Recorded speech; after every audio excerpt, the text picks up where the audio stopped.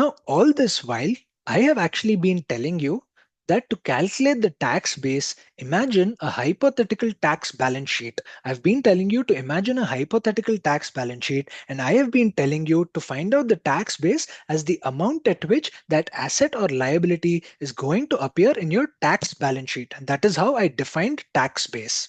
The logical way is actually this way itself. All right, if you want to actually logically think of what the tax base means, it is actually assuming that there is a tax balance sheet and finding out the value of the asset or liability in the tax balance sheet. But like I actually mentioned earlier, it's nearly impossible for you to prepare a separate tax balance sheet and actually imagine what each item will actually be carried at. It's going to be really difficult for us to actually imagine a tax balance sheet for every transaction and think of what the value would actually be. Therefore, Ind AS 12 gives a shortcut approach. Ind AS 12 gives a shortcut approach of calculating the tax base of asset or liability. It gives you a shortcut approach to calculate the tax base of asset or liability. Let's start with let's start with understanding the tax base of asset. All right, let's start with the understanding of tax base of asset. Now, what it states is, if you're having an asset, if you're having something being reported as an asset on your balance sheet, you are definitely going to receive future economic benefits from it. If you are reporting something as an asset, you're bound to receive future economic benefits from that asset. Now, there can be two cases. The future economic benefits could either be taxable or they could be non-taxable.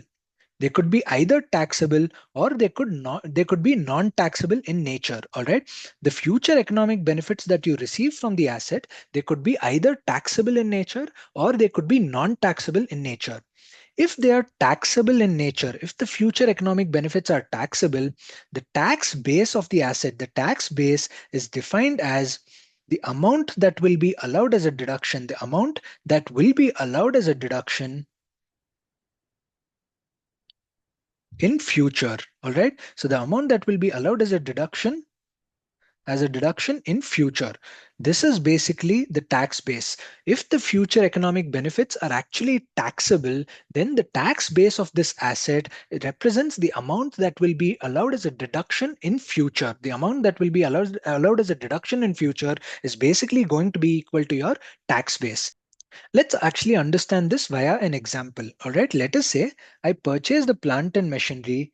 Cost is, let's say, rupees 1000. Cost is rupees 1000. Year one accounting depreciation, let us say year one accounting depreciation is rupees 200. All right, so therefore the carrying amount is actually going to be equal to rupees 800. I'm going to show this plant and machinery in my balance sheet at rupees 800. Let us say the year one tax depreciation, let us say is rupees 250. Okay, now if you notice, I am reporting an asset at the balance sheet of rupees 800. I'm reporting an asset of rupees 800 on the balance sheet. All right, the asset is going to be reported at 800 on the balance sheet. Now, this carrying amount basically represents that I am going to receive future economic benefits of rupees 800. I'm going to receive future economic benefits of rupees 800. Now the question is, are these future economic benefits taxable or not?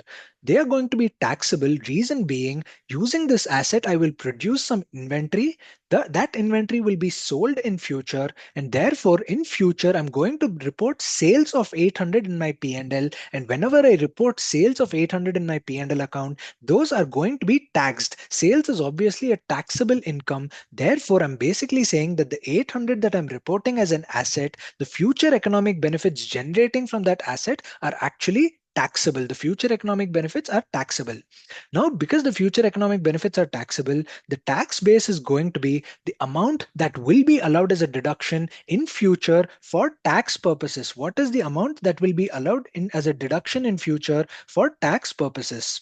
If you notice, the cost was equal to 1000. In tax, I have already been given a depreciation of 250. I've already been given a depreciation of 250. So therefore, the amount that will be allowed as a deduction in future is actually equal to 750. The amount that will be allowed as a deduction in future is going to be equal to 750. All right, so we are actually calculating the tax base as the amount that will be allowed as a deduction in future amount that will be deductible in future, and the amount that is going to be deductible in future is actually equal to rupees 750. Reason being, out of the 1,250 has already been allowed as a deduction. Therefore, the remaining amount that is going to be allowed as a deduction in future is actually equal to 750. All right, so over here we have not prepared any tax balance sheet. If you notice, I did not prepare any tax balance sheet. I directly saw what is the amount that will be allowed as a deduction in future. Out of the 1,250 has already been allowed. Therefore, 750 is the amount that will be allowed as a deduction in future. That is how we calculate the tax base for an asset where the future economic benefits are actually taxable. Where the future economic benefits are non-taxable, the tax base is equal to the carrying amount itself. The tax base is equal to the carrying amount itself. Can you give me an example of an asset where the future economic benefits are not taxable? Let's say I'm giving you a loan. I'm giving you a loan of rupees 100. All right. When you repay the loan back to me, the future economic benefits over here is basically the repayment of loan. All right. If I am showing a loan given to you, the future economic benefits represent you repaying the loan back to me.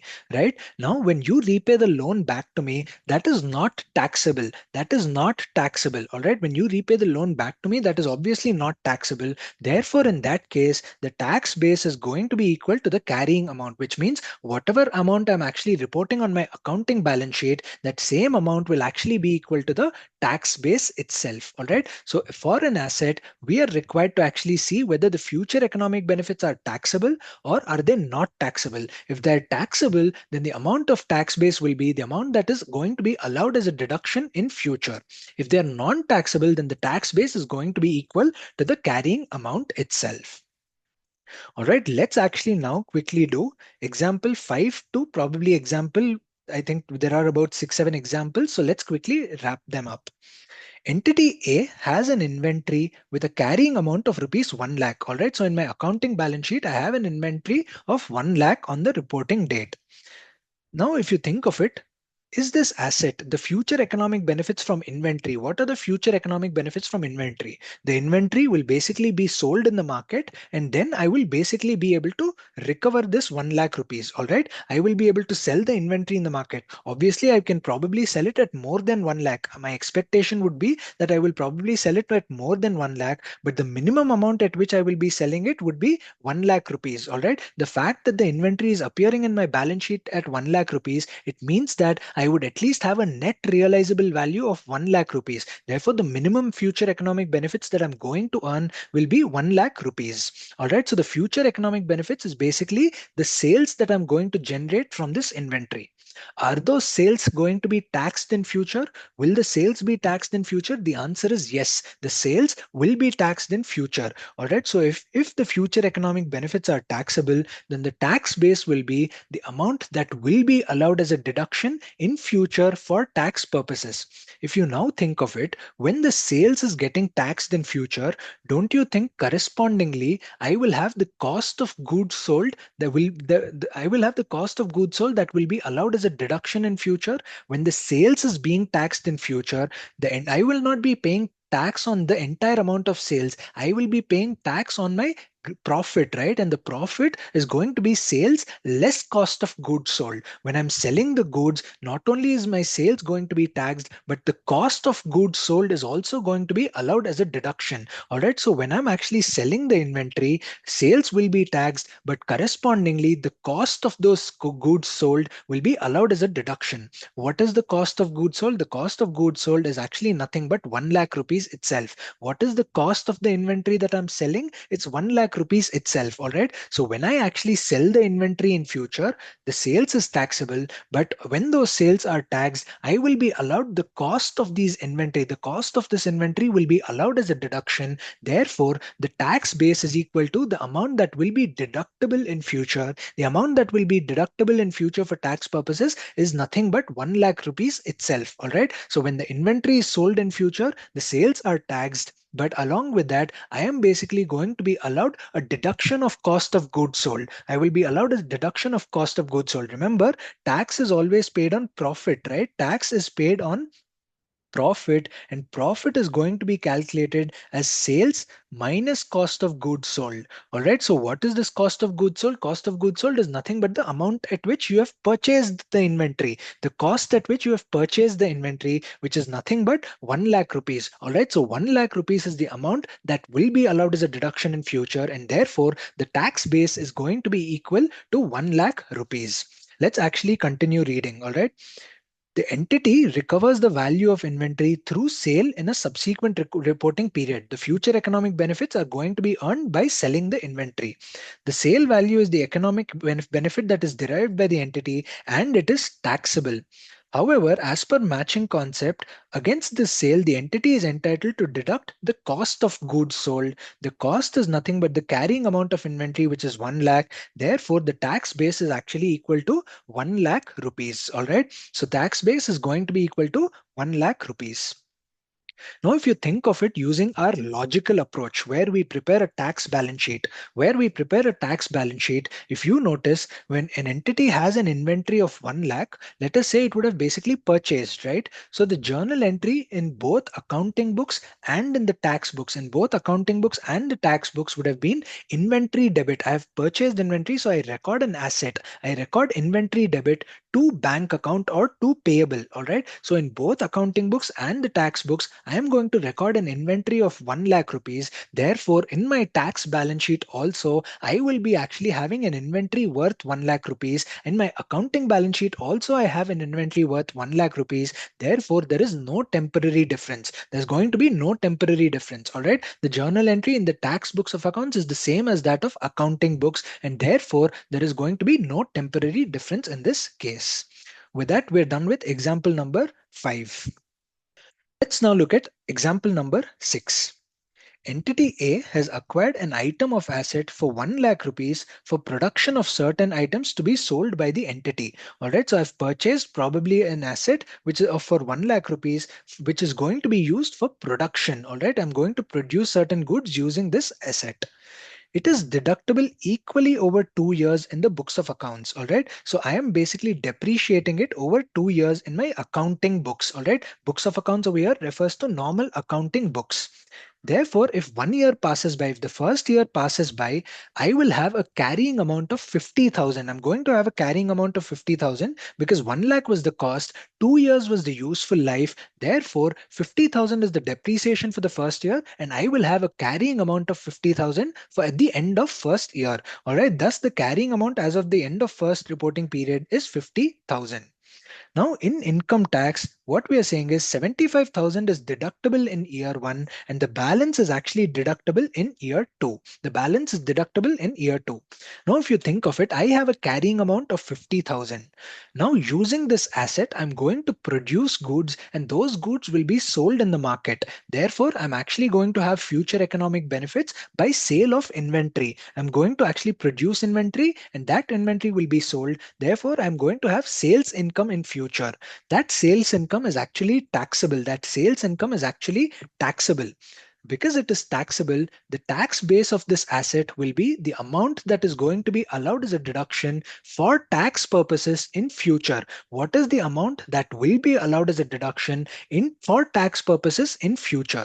Now, if you think of it, for tax purposes, 75,000 has been allowed as a deduction in year one. So the amount that will be deductible in future is going to be 25,000. The amount that will be deductible in future is going to be equal to 25,000. All right. So 25,000 will be the tax base in this case. All right. So we have to compute the tax base as on the last day of the first reporting year. As on the last day of the first year, we're computing the tax base. In income tax, it can only claim 25,000 of the cost as 75% has already been claimed in year one. Therefore, the tax base is going to be equal to 25,000. The amount that is going to be allowed as a deduction in future for tax purposes will be regarded as the tax base of the asset, which in this case is 25,000 rupees. All right. So that is with regards to example number 6. Let's move on to example 7. Example 7 was an example that we actually did using the logical approach. We actually did it using the logical approach. Let's actually now apply the rule as well. Let's actually apply the rule of tax base as well. Interest receivable has a carrying amount of rupees 100. The interest receivable has a carrying amount of 100. The related revenue will be taxed on a cash basis. Now, if you think of it, I have an interest receivable. So the future economic benefits is basically collection of cash. I'm having a receivable. The future economic benefits is basically the collection of cash. Is the collection of cash taxable? The question is, are the future economic benefits taxable? So therefore, are the collection of cash taxable in future years? The answer is yes, because this interest is going to be taxed on a cash basis. That interest is going to be taxed on a cash basis. Therefore, the future economic benefit is actually taxable. If the future economic benefit is taxable, the tax base should be equal to the amount that will be allowed as a deduction in future. The amount that will be allowed as a deduction in future for tax purposes. Now, over here, if you think there is going to be no deduction available, there's going to be no deduction available with respect to this interest receivable. Like for example, in example six, we had depreciation that will be allowed as a deduction in future. In example five, we had cost of goods sold that will be allowed as a deduction in future. But for interest receivable, there is going to be nothing which will be allowed as a deduction in future. Therefore, the tax base is going to be equal to zero. Amount deductible in future for tax purposes is zero. Therefore, the tax base of this interest receivable is actually equal to nil. All right. So that is with regards to example 7. You don't have any amount which will be allowed as a deduction in future. Therefore, the tax base of this interest receivable is going to be equal to zero. All right. So with that, we're done with example number 7 as well. In example 7, over here, we had interest receivable having a carrying amount of rupees 100, and we said that the interest is actually going to be taxed on cash basis. Now, over here, instead of interest being taxed on cash basis, let us say if the interest was getting taxed on accrual basis itself. Instead of cash basis, I'm saying that the interest is taxable on an accrual basis. When I'm saying that the interest is taxed on an accrual basis, would you agree that this interest of 100 rupees is actually taxed in year 1 itself? This interest of 100 rupees is actually taxed in year 1 itself.